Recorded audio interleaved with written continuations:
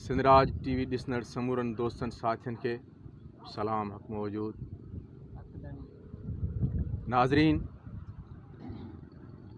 मुआशरा इदारनि सां ठहंदा आहिनि, इदारा फ़र्द हलाईंदा आहिनि।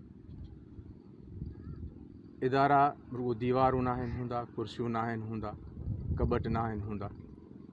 इदारा माण्हुनि सां हलंदा आहिनि।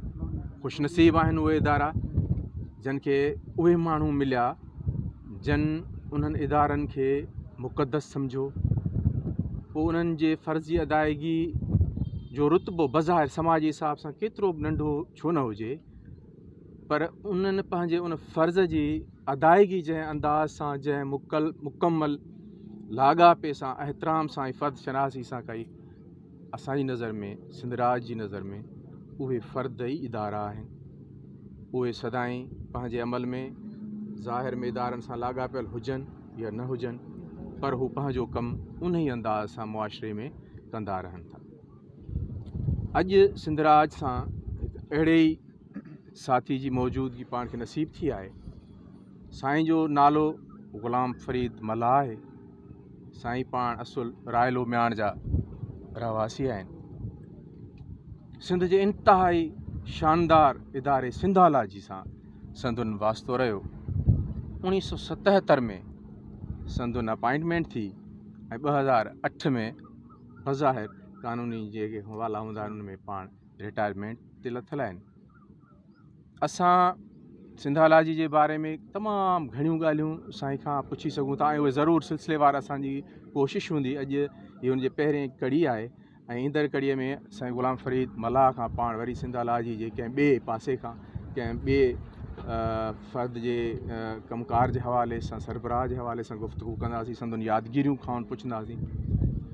पर अॼु असां साणनि सिंध जे हिकु यगाने किरदार अब्दुल क़ादिर जुणेजो साहिब जे हवाले सां कुझु लम्हा गुफ़्तगू कंदासीं। साईं जी मौजूदगी में साईं अब्दुल क़ादिर जुणेजो साहिब सिंधालाजी जा डायरेक्टर आहे, ईअं न साईं ग़ुलाम फ़रीद साहिब?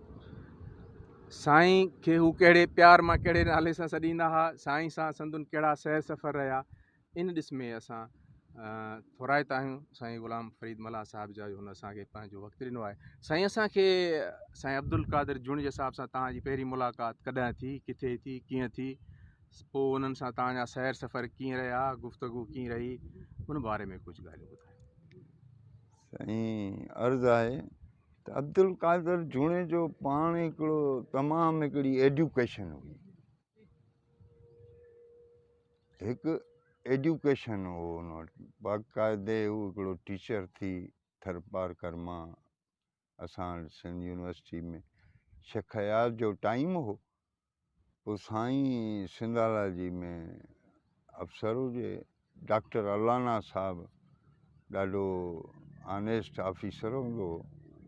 ऐं जुणेजो साहिबु तमामु जेको आहे ग़रीबनि सां मुहबत, मुख़्तलिफ़ नाला रखणु ऐं कॾहिं महसूसु थियणु न ॾियणु त कोई भई तव्हां पटियाला आहियो या असीं ऑफिसर आहियूं। इहो तमामु शरीफ़ुल नफ़्स माण्हू। ऐं वरी मीडिया जो अचो त हिनजो राणी जी कहाणी, दीवारें, मुख़्तलिफ़ ड्रामा लिखई, चईंदा हू आर्टिस्ट ईंदा।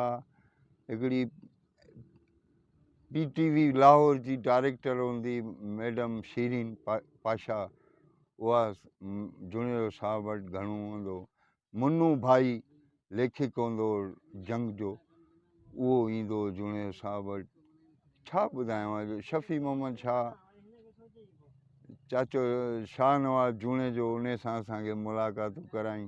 जॾहिं जॾहिं 18 महीना मोहतरमा जी गवर्नमेंट हुई न, त चाचो शाहनवाज़ जुणेजो वफ़ाक़ी वज़ीर थियो मोहतरमा जो। पोइ असां हुते वॾो फंक्शन थियो टंडो आदम में, चईं अचो तव्हांखे आउं घुमाए अचां। छा ॿुधायां जुणेजो साहिब जे बारे में तव्हांखे। तमामु हिकिड़ो हुनजो TV ड्रामा जेके ठाहींदो, हुननि जा आर्टिस्ट ईंदा ऐं वॾा हिकिड़ा दिमाग़ अब्दुल क़ादिर साहिब सां गॾु हूंदा। हमीद सिंधी, नवाज़ भुट्टो थियो, जीए अलाना। तव्हां ॻाल्हि कई विच में त हू पंहिंजा नाला सॾींदो हा पंहिंजे तव्हांखे हा भला पंहिंजे ग़ुलाम फरीद जे नाले सां सॾींदो या तव्हां ते न को मूंखे मख़सूस नालो रखियल हो जो हिकिड़ो वली ममल हो बब्बर हाँ, उनखे मूंखे पखी सॾींदो। पखी हा पखी ॾे ख़बर चांहि बांहि ठही वञे थोरो एॾो।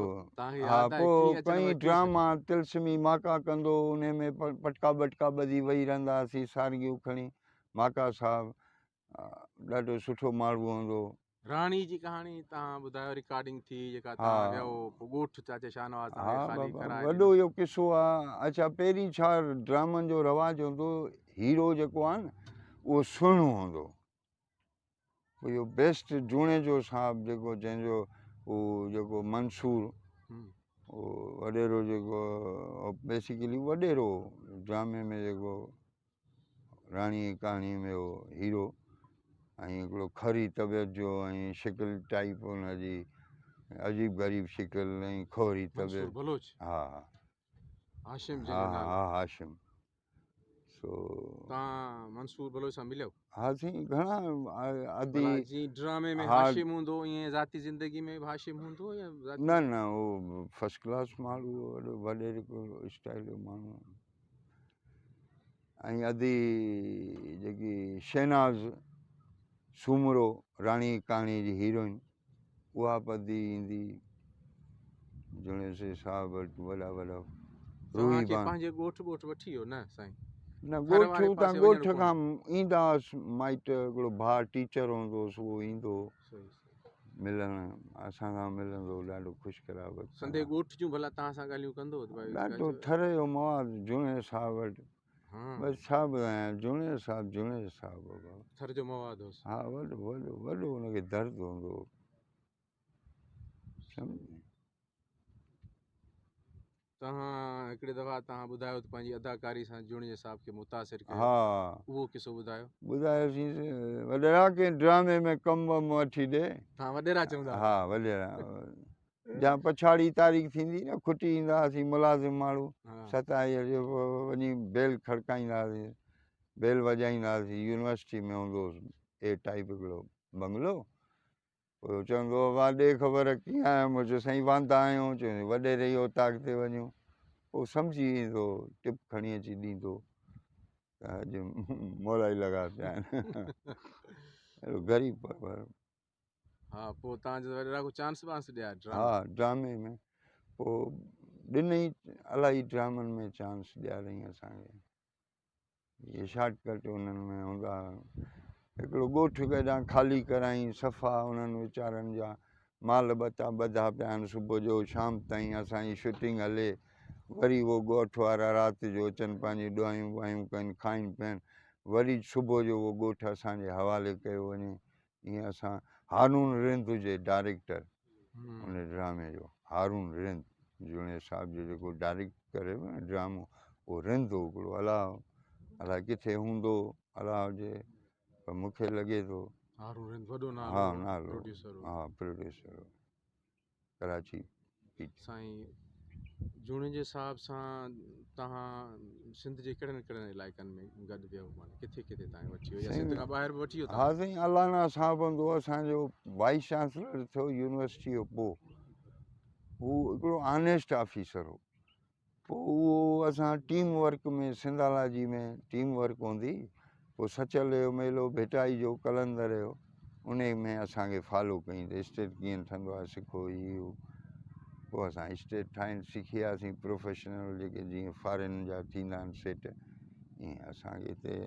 न आहे तव्हां त टेक्सला बि वियो न हा टेक्सला लेमिनेशन जी ट्रेनिंग ॾिनासीं बाइंडिंग सेक्शन जी पेंटर थियासीं रंग सिखियासीं त कीअं ठहंदो आहे कीअं हणिबो आहे इहे सभु टेक्सला में हा अलाना साहब जी महिरबानियूं ऐं जुणे साहब जूं पोइ टेक्सला तव्हांखे वणियो वॾो असांजे दौर ॿियो हो साईं 1977 जी आऊं अपॉइंटमेंट